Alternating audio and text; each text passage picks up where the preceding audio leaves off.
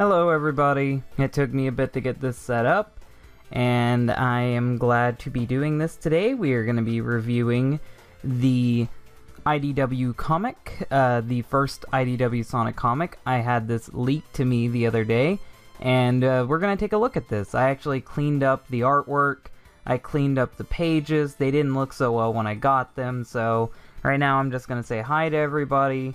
Hi, Brutal Mario, Dreamcast Sonic, Distort the Artist, man. Yeah, I know, it streamed live 6 minutes ago. That was just a test. Hi, yeah, Dreamcast Sonic, Alex Game, Tube, and Brutal Mario. We'll find out if there's some Archie characters in here, but first, let's get into this. So, yeah. As you guys can see by the cover, this is going to be one of the variant covers that this comic is going to have. There's going to be plenty of different ones. I chose this one because it fit the theme of the comic really well. So, the artwork looks really good on this comic cover. The shading is really great. I love how the colors contrast each other, the lighting effects that were added. It's just all really good, and it does reflect what this comic is. It shows Sonic and Tails helping each other, and it shows Sonic saving animals from the robots. I don't know if the animals are still in the robots, but from the looks of it, that's what they're going with. So I have no clue. That's what I think they're going with, though. So we are going to move on to the first page.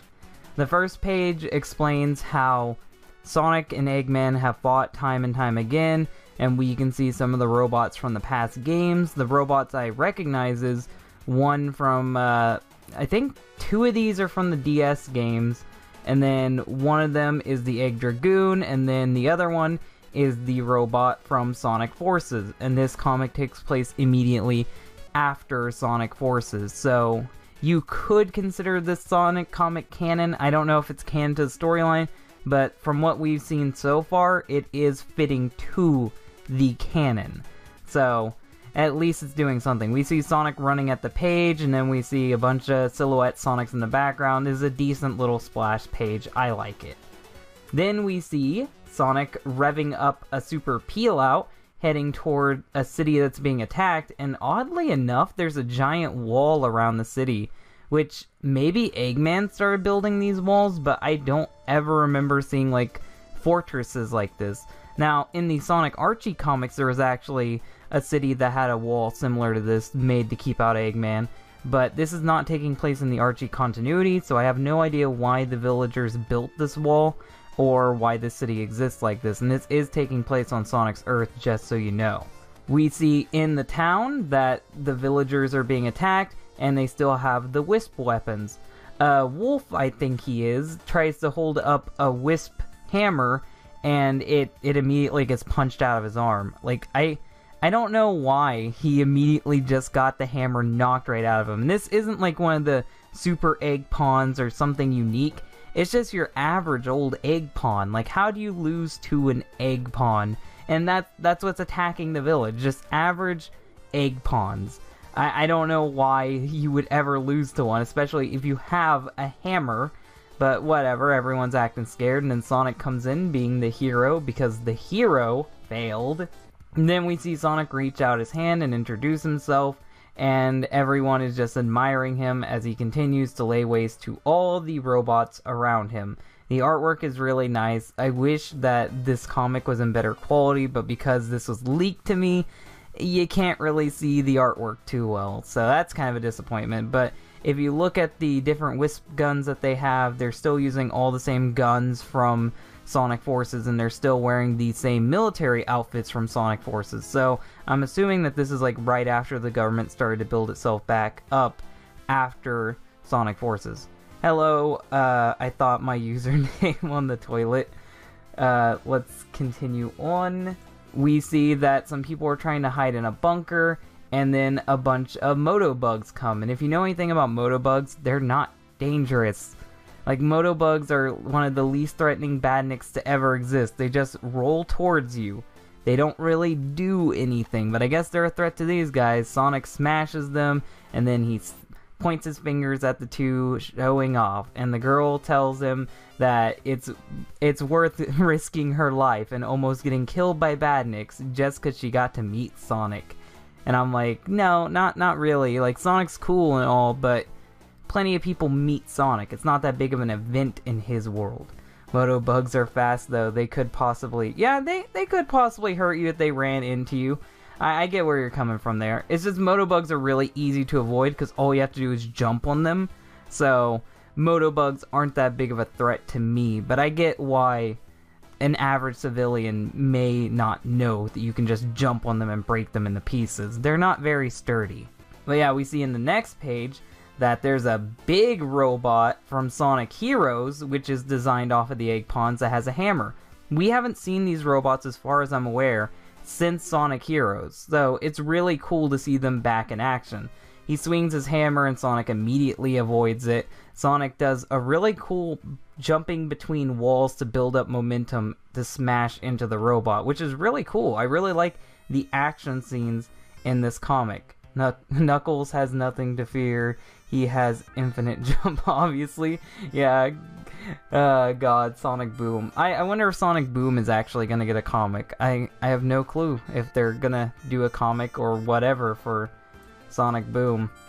Yeah, we see on the next page that there's a whole bunch of these robots with hammers, and they're getting ready to hit Sonic, and Sonic's just being his usual cocky self. And I'm glad that we're getting the typical Sonic attitude and not the Sonic attitude from Forces, where Sonic is way too optimistic in Forces. Like, Sonic is always a snarky smart aleck. He's not really the power of friendship type person, and I think that's really where they got Sonic's character wrong in Forces, but this comic's doing a good job characterizing him so far. We see all the 4 hammers slam at once, and Sonic had went underground, and Sonic pops out mentioning that hedgehogs are burrowing animals, so that's pretty funny. He's still cracking jokes, and we see Sonic break into a figure 8 as he's running away from these robots, because unlike the egg pawns, these robots are actually a threat. They're pretty well armored, and if you've ever played Sonic Heroes, you have to hit them multiple times just to get them to die. So, they're pretty heavy-hitting robots. The artist says, well, they know it's hammer time. Please laugh at my joke. I feel you. I feel you there. And then Tails comes in, swoops Sonic up, and they think about the situation, and they decide to work together as a team. Tails is drawn just like he was in the Archie comics, and so is Sonic, because it is an Archie comics artist working on this, and I really like the art style. I really think it fits these two. I'm just kind of upset that there's like a shadow mark on the page because it's a bootleg, so very, very upsetting. Very upsetting that I have to look at the leaks and not have the actual pics, but I'm just glad to have it at all, really. Sonic and Tails uses a move from Sonic the Hedgehog 4. Yes, Sonic the Hedgehog 4, believe it or not. And they use the power of teamwork to ram into the robot and slice him in half, and he explodes behind them as they land on the ground, which works for a really good action shot. This comic has a lot of fight scenes in it, and I'm really enjoying all the fight scenes. There's not too many like plot elements in this comic, but this is just an introduction. Sometimes introductions like to put a lot of lore on you, sometimes they just want to go straight into action. So this is a good representation of what we're gonna get for this. Tails is very annoying if you hear his voice. Comics must be expensive. I have no idea what the comics are gonna cost, but if I keep getting these comics leaked to me, I will keep reviewing them like this. For the IDW comics, I want to do them live as soon as they're out, because I don't want to take time to edit a review and then have it be like days after that. I want to review this comic as it comes out. So if you guys end up liking the DHT comics live, I'll continue doing these, but it'll be just for IDW Sonic comics. Like, the other comics will still be done in the review format. And yeah, it is looking to be a good comic so far. I really like the artwork. Sonic is running back in the town because these robots are still attacking, and they're still using really good teamwork. Sonic lunges up into Tails' arms, Tails throws him, and he uses a spin dash to hit the robot and break his nose, and then Tails tips him over, which is really cool, and I like how much work is going into this fight scene. We then see Sonic lunge up in the air and continue to hit the robots rapidly. Sonic's bragging while Tails is just being a little bit annoyed by all of this. It's really good banter between the two. I really enjoy Sonic and Tails' dynamics in this comic so far. They work really well as a team, and I'm really enjoying how this comic is going so far. They continue. Tails is saying that the robots are trying to escape because they're starting to retreat, and Sonic and Tails immediately pursue after them. And Sonic smashes right through one of their skull, and you can see the teeth snapping, you can see the gears flying, and the robot stumbles over and dies. That's pretty brutal for a Sonic comic. Sonic doubts that Tails can close the gate in time, but Tails does it snarkily, which I'm really shocked Tails has an attitude. It's not too often that you have Tails having an attitude, but I like it here. Tails is actually really smart, and for Sonic to doubt him, it is kinda dumb for Sonic to do that. So Tails has the right to get a little snappy at him. Hey Dylan, I made a Sonic mop movie once. I'll be right back, I gotta do something real quick. Okay, I'm back. So, yeah, Tails is lifting up the gate, and we see the gate slam down, and a couple Motobugs smash up against the gate. Really showing that there was no threats with these guys to begin with. Even the egg pawns are snapping in half when they run into the door. I don't know why Eggman makes these robots if just a door slamming can break them. Like, they're really no risk to anyone if you know how to just push them over. Just tip them, and they're not a threat anymore. We go on to page 16 to see Sonic and Tails talking about how this time the robots were a little bit more organized than last time, when usually they've been pretty disorderly because Eggman was gone. Tails continues talking about this in the next page, and they're wondering why these robots are starting to actually act organized, because after Eggman's attack in Sonic Forces, they've just been kinda everywhere and just doing whatever they do. Sonic and Tails keep talking, and Tails is telling Sonic that he's worried about him, and he's worried that one of these robots might actually hurt him if he lets his guard down. Which I understand, because in Sonic Forces he did get the crap beat out of him and everyone thought he was dead, but Sonic knows what he's doing and he always comes out on top anyway, and these robots were pretty useless, so I don't know why Tails is worrying too much about him getting hurt. Like with these robots, no, these robots are not a threat to Sonic at all, but I understand where they're going with Tails' character arc. They're gonna have Tails slowly gain confidence in Sonic over time, I'm guessing anyway. Sonic tells Tails that he knows what he's doing, and Tails ends up smiling at him, and we go on to the final page, where we see a surveillance egg pawn watching Sonic and clocking his speed, and we see that there's someone leading the army, and we don't get to see their face.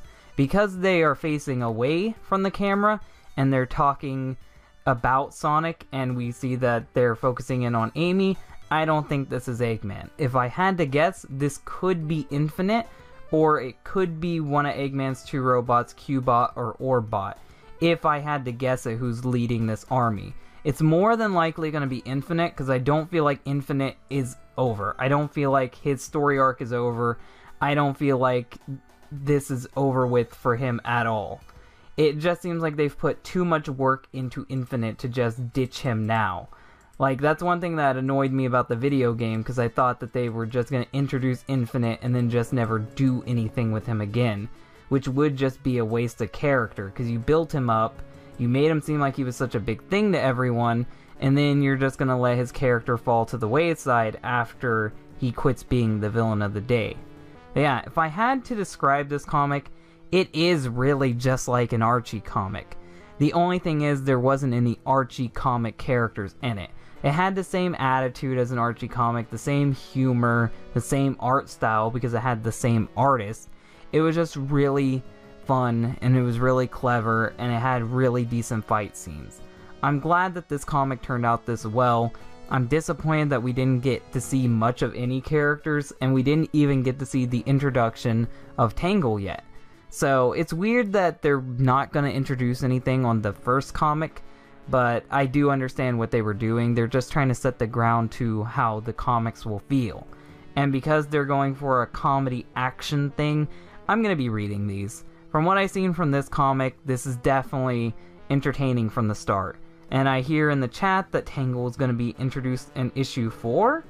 If they're waiting till issue 4 to introduce her, I'm really going to have to get involved in issue 2 and 3, because why would you introduce a new character? I don't know. Maybe I'm just being a little dumb, but it seemed like to me when it came to the Archie comics and they introduced a bunch of new characters, they introduced the Freedom Fighters from the beginning, but maybe they want to set the atmosphere before they introduce the characters, so who knows.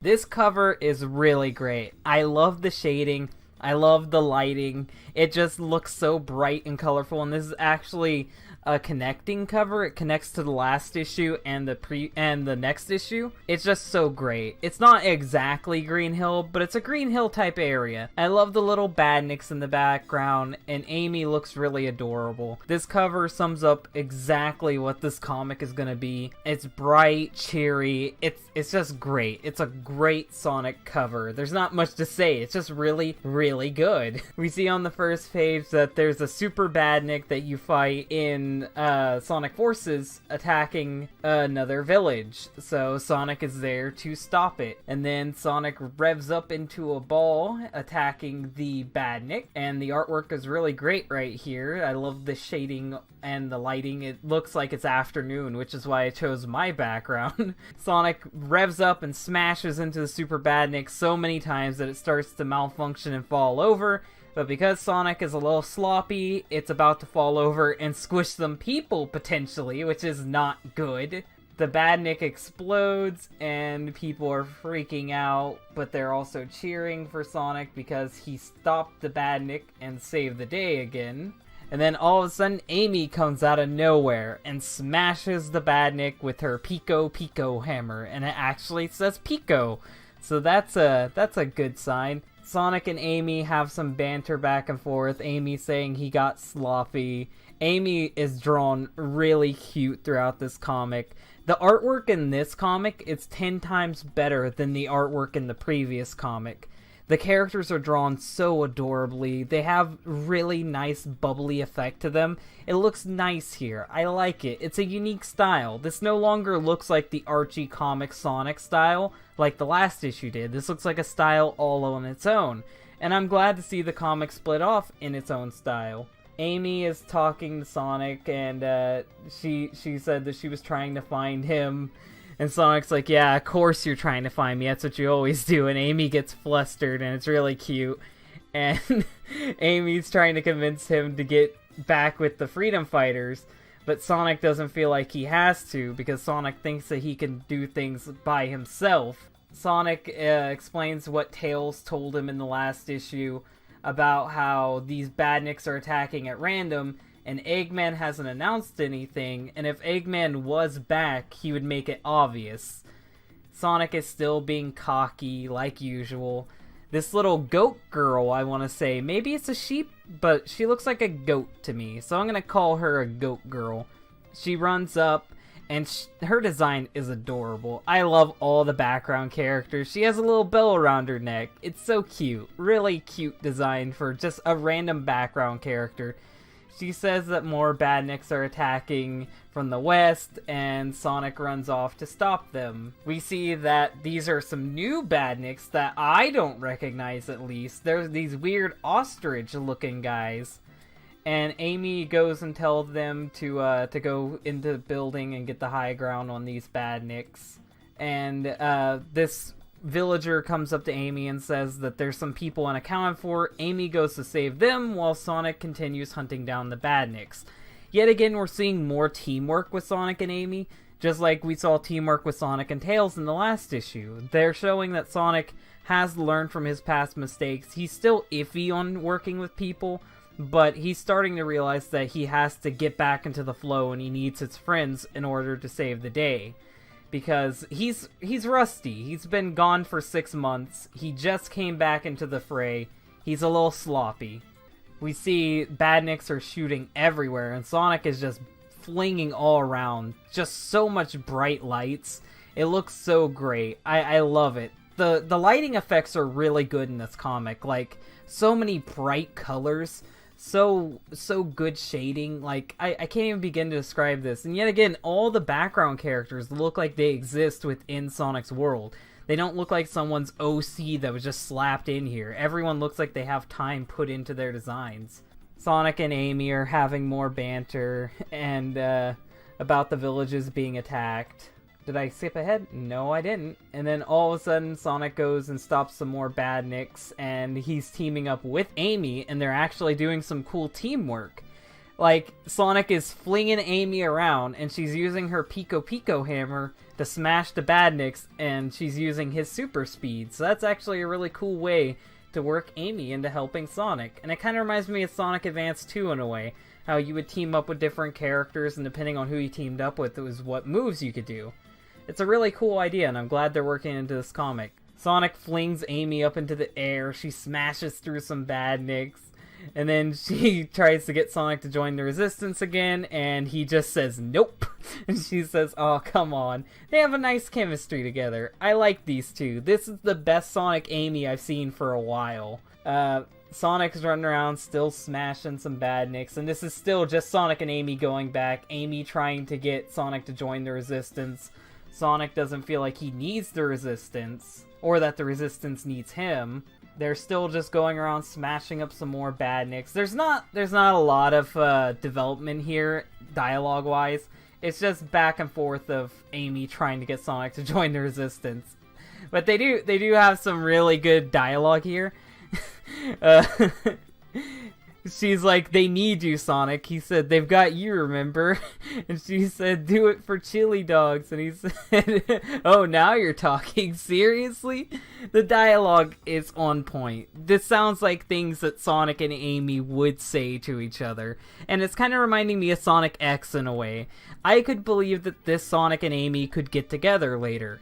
Amy still has a little bit of an obsession for Sonic, but she's not letting it get in the way of her work. And that's the main thing. Amy's love for Sonic and other games was just distracting to the point where she couldn't do anything else but be obsessed with Sonic. This Amy has shown that she's matured. She's shown that she can move on. She still likes Sonic, but she has to do her job first, and that's what's important. Then we see that there's this big airship, and it's just adorable. All the badniks are adorable in this comic. Sonic decides to rev up into a ball, and Amy smacks him with her hammer right into the ship that was dropping badniks. Sonic ends up hitting a power cell, and he ends up exploding, but he's fine. Amy gets really shy over him, and it's so cute how she starts to blush, but she shakes it off. She's really a trooper in this comic. She wants to obsess over Sonic, but she's keeping her cool. Yet again, she's talking to Sonic about how he needs to join the Freedom Fighters, but he still doesn't feel like he needs to. He calls her Commander Amy Rose, and that's cute. And then we see him salute Amy as he runs off, and yet again, Cubot and Orbot are talking to the person in the chair, and we see that the two mercenary, or the replacement team hooligan, I'm referring to them as, are being recruited by Orbot and Cubot. So that proves that neither of these two are in that chair. And it's not Eggman in that chair.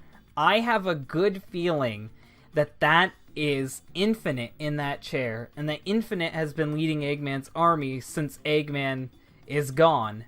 That's my thought. That's what I'm believing. Because I don't think Infinite is dead. And then the next issue is called Knock Knock It's Knuckles. So good Sonic reference. This comic always knows what to do with the Sonic references. On point. I love that so much. This comic is so well written. All the dialogue is great. I didn't go into reading every single panel because I want you guys to read this. Go buy this comic. Go read it for yourselves. It's truly Sonic. I would believe that this is happening within Sonic's world. It's written so great. I wish the game's writing was like this. And then we see that now they have a letters section and some fan art. This is some really great fan art. Art by Michelle Carville. That's really good art. Or is it Michael? I think it's Michael Carville. That Michael guy. Yeah, it's Michael. And then some Infinite artwork done by Jacob. That's some really good artwork. I love that. Like, this is amateur artwork? God, this is way better than the artwork that was shown off in the end of Archie comics. That artwork was cringy. Then we see some Ken Penders inspired artwork over here, which, you know how I feel about Penders. Don't like his art style. This person's really trying. They're probably trying to replicate the old Archie comics, but I don't like it. I'm not gonna read all this. Not feeling like it. We see some cosplayers over there, and that is definitely of the cringy variety. Not gonna make fun of them though. Just really excited to have all of this. So overall, this comic is good. This comic is better than the last comic. Tails felt like he was more of an Amy Rose than Amy was in this comic. Amy has really improved as a character. She's become so much stronger. She's proven that she doesn't need Sonic. She's proven that she can handle herself, and she's basically the leader of the Resistance. Like, Knuckles is technically the leader, but Amy's the one that keeps everything in order. And I really like how Amy has stepped up. She's shown that when the time comes to it, she can really be her own woman. And she's even shown that she can handle herself without Sonic. She thought Sonic was dead, and she still managed to man up. I thought she'd be worse off, but it was actually Tails who couldn't hold it together.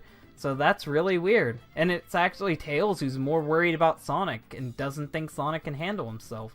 Amy has some doubts, but she knows Sonic can always survive at the end of it. It's weird. It's weird to see this role reversal between those two. So yeah, overall, this is definitely better than issue 1. I'm really loving where this is going. The art style has improved. The writing has improved. I'm really eager to see what they're setting up here. This is the early issues. They're building their world. They're building their lore. And the fact that this is taking place right after Sonic Forces, it's all great. We already have everything. This is connected straight to the video games. So you don't really need a backstory. Just go play the video games. This is a really good way to run this comic. I like that they didn't just hoist us into some whole new Sonic world. This is a world we're already familiar with.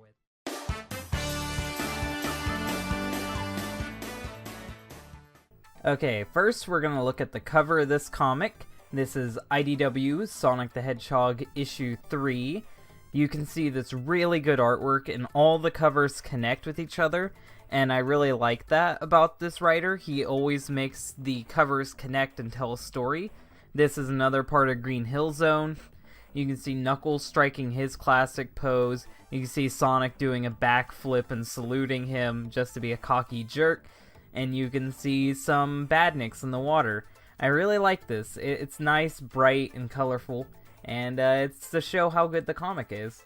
On page 1, we can see Knuckles destroying one of the Death Egg robots from Sonic Forces single-handedly. I don't know how these robots ever were able to take over Sonic's world to begin with if Knuckles can destroy one by himself, but whatever. In page 2, we see that Sonic comes over to Knuckles and they start talking. They need to get into this fortress, but the guy won't open the gate, so Sonic runs up the gate, and Knuckles punches his way up the gate. And that looks like it's going to cause a little bit of damage to the wall. That's not good, Knuckles. You really shouldn't do that, but whatever. They didn't want to open up anyway. It's revealed that the reason why people are hiding and running away is because their town has been taken over. And you may wonder who they've been taken over by. It's revealed in the next page that it's two guys that are in silhouette, so they're trying to build up dramatic suspense with those two, but they're not actually that big of a threat. That's kind of the letdown of this comic. They're actually very incapable. But Knuckles and Sonic sneaks into the Wisp supply room, which it seems kind of fucked that you'd be storing Wisp like that, because they're living beings. But whatever, the Wisp did volunteer for this, so I guess it's by their own choice. And then we see in the next page that Rough and Tumble are being served by citizens of the town, and it turns out that all of these citizens are actually this artist OCs. Now, that reminds me to talk about the artwork of this comic. This artwork is so far out of all 3 issues the weakest art style. But that doesn't mean that it's bad. It looks fan-made, but it's still good art. The only characters I see getting a little off-model is Knuckles and sometimes Sonic. But this art style is nice. It's alright. But you can see that Ruff and Tumble are some jerks. They tip drinks over on the jester guy, and they're laughing at everybody while enslaving them. Knuckles and Sonic shows up, and they're telling them that they aren't going to get away with this anymore, and Ruff just throws his root beer mug on the ground, which that's pretty dramatic. I didn't expect him to. It's weird that he has red eyes as well. Like, this is a kid's comic, and he has bright red eyes. But, am I the only one that thinks that Tumble kind of looks like... well, wait, I think that's Ruff, yeah. Am I the only one that thinks Ruff kind of looks like Bark the Polar Bear? Like, I know they're supposed to be skunks, but he's not built like a skunk. He is definitely built like Bark the Polar Bear, including with his really long arms that reach down to his feet. And, making a comparison to him because Sonic and Knuckles also compare them to Team Hooligan. Ruff and Tumble tell Sonic and Knuckles their name, and of course Sonic thinks that it's hilarious because that's a goofy name. And Knuckles is, of course, taking this seriously, and Sonic is just laughing. I love how in-character Sonic is. This is one of my favorite versions of Sonic thus far. He's cocky, he's arrogant, he's smart aleck. He's everything Sonic has been throughout the years. This is legitimately one of my favorite depictions of Sonic the Hedgehog. Sonic and Knuckles launches attacks at them, but Tumble is able to hop right over Knuckles, and Ruff catches Sonic's spin attack. You can see it, Sonic and Knuckles are landing some attacks, but Ruff and Tumble are capable. They are standing their own in this fight, or at least at first. Fucking Ruff ends up playing basketball with Sonic and throwing him like a basketball, and Sonic launches himself off of the wall back into him. That is really clever. I love how the fight choreography is happening. I don't like how Sonic looks like when he's spun up in a ball right there. It looks a little bit too flat, but I love the fight choreography. This is a good fight scene. It's a good cartoony fight scene, but you can still see the impact that the blows are having on the characters. Tumble ends up doing a backflip and then using his stink bomber, which is a rev-up spin attack that shoots skunk gas everywhere. And Knuckles is very upset by this. He's crying and he punches him really hard. And it knocks him out. It practically knocks him out. Like, you can see little dizzy signs in his eyes.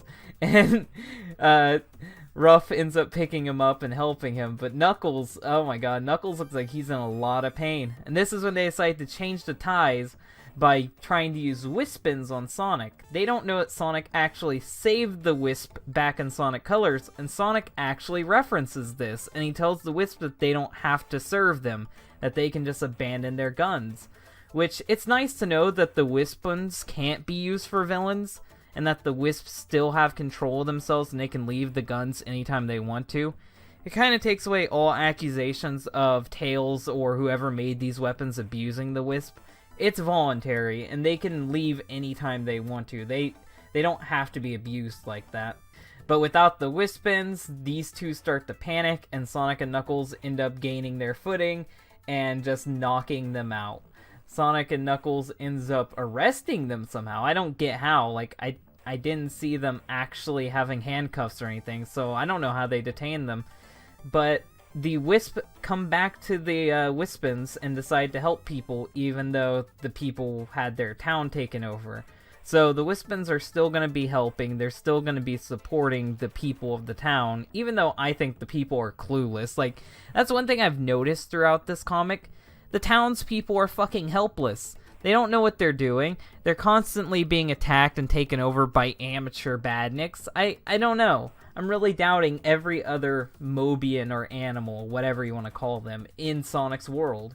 Ruff and Tumble say that this isn't the last you'll see of them, and they say that they've made lifelong enemies, and then Sonic, of course, just laughs at their name again, and Knuckles is taking it seriously still.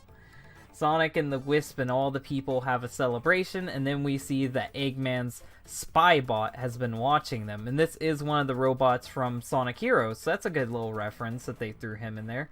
And then we see that the person on the monitor is still watching Sonic. Now this proves that the person that is in Eggman's chair. It's not Eggman. It's not Eggman, because it doesn't act like Eggman. It's not his robots, because his robots are answering to him in the last comic. It's not Rough and Tumble, because Rough and Tumble just got arrested. So, I think that this individual is Infinite. I'm 100% sure that that's Infinite now.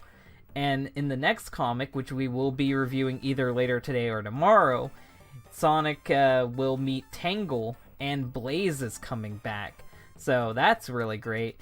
Now, when it comes to that comic, I hope it's going to be good.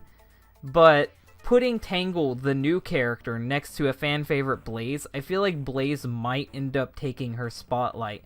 And that might actually hurt Tangle's first impression. But maybe I'm wrong. Maybe I'm going to be wrong. Who knows? But yeah, then we get the letters, and I'm not going to read all of these. I'm just going to look at the artwork. The artwork is by Mecha the Tekka, and that Supersonic is really cool. I like the shading. I like the glowing of the emeralds. It's really good artwork right there.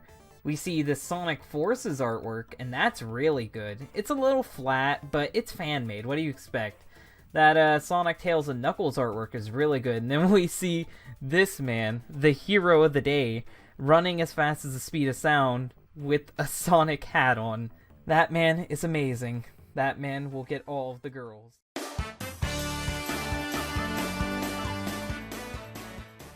So the first thing I want to do is we're going to look at the cover.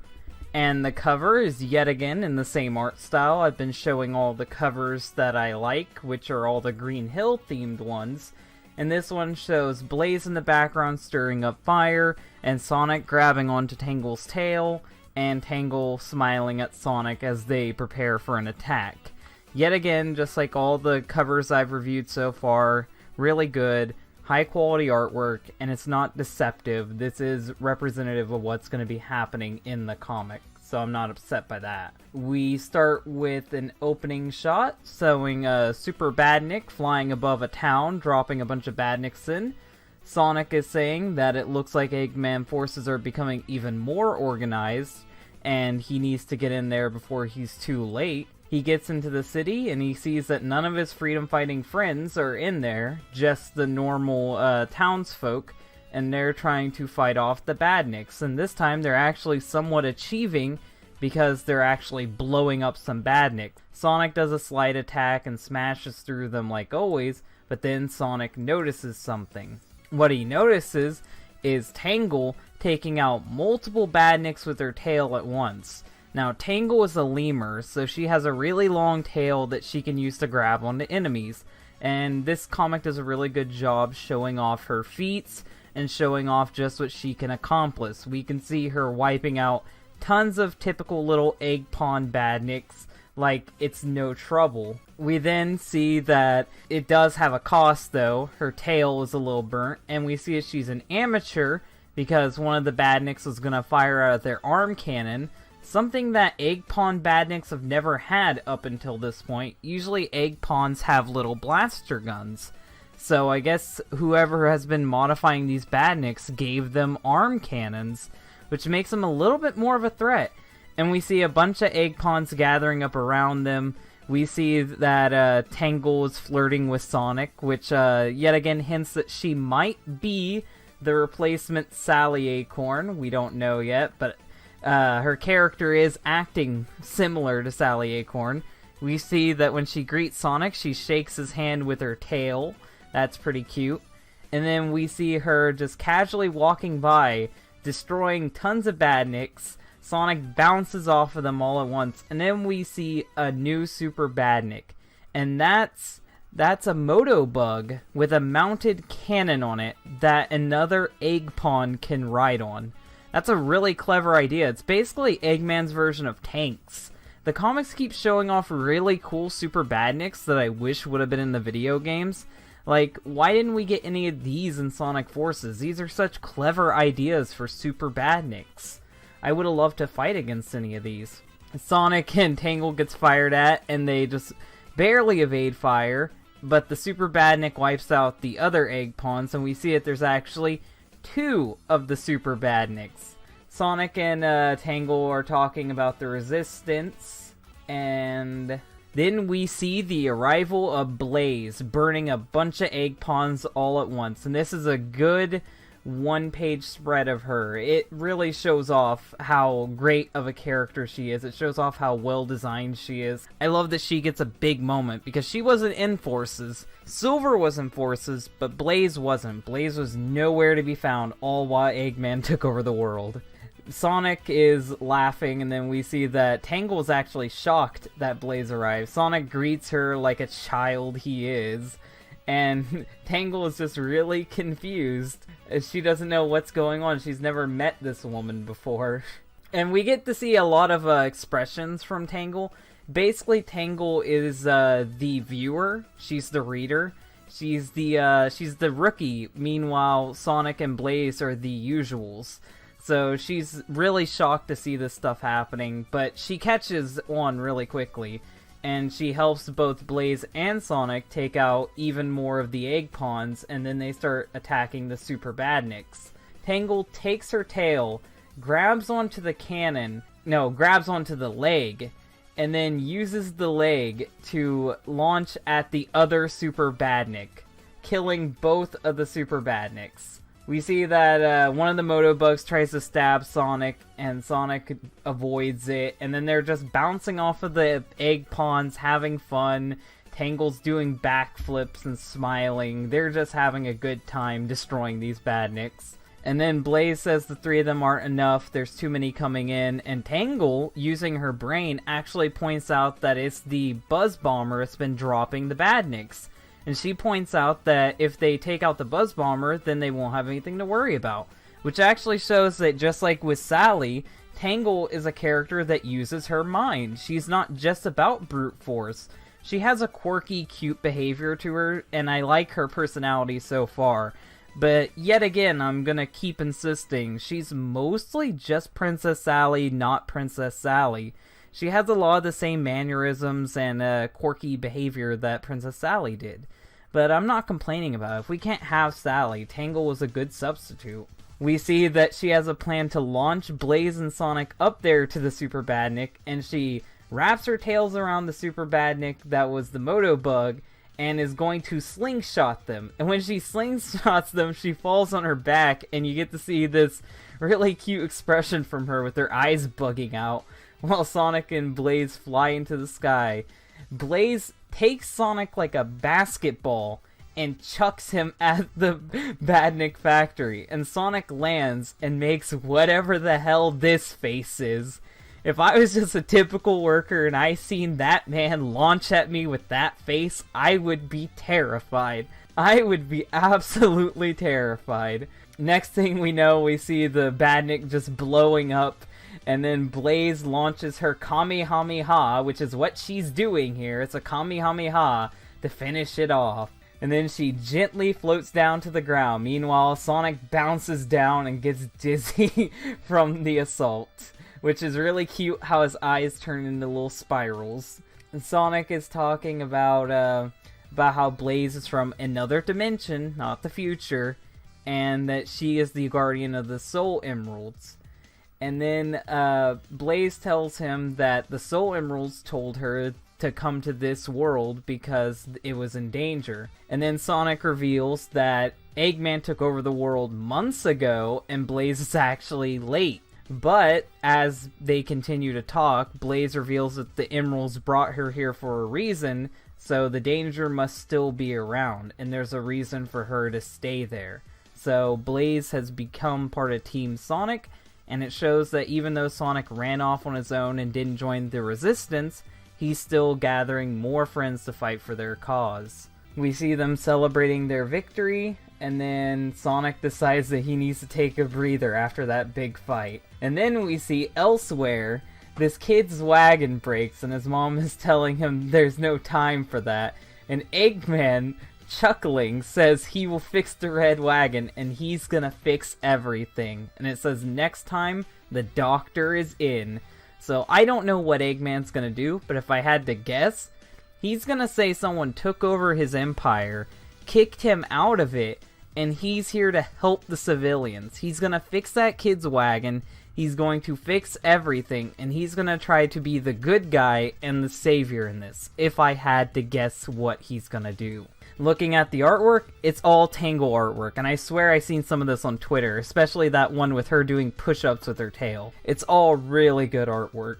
I really love this classic Tangle. Classic Tangle is really adorable. It's just great after panel artwork. But now since we're done with the comic, I'm gonna give my thoughts of what I thought of the whole issue. So far, this comic was really good. Yet again, like the other issues, it lacked story. It really lacked a lot of stuff going on. But I get it. It's just here to establish characters. And it broke the mold this time. Instead of just establishing Tangle like they had been the other characters, it established both Tangle and Blaze, and we got to see a trio in this comic. So the stakes are building up, something is happening. This was just the prelude to the next arc, and I can't wait to see the next arc. So far out of all the comics, this one is my favorite, solely because of how the characters were drawn, the expressions they were given, and the bigger fights that happen in this comic, and especially Tangle. Tangle may be similar to Princess Sally, but you know what? I really like her.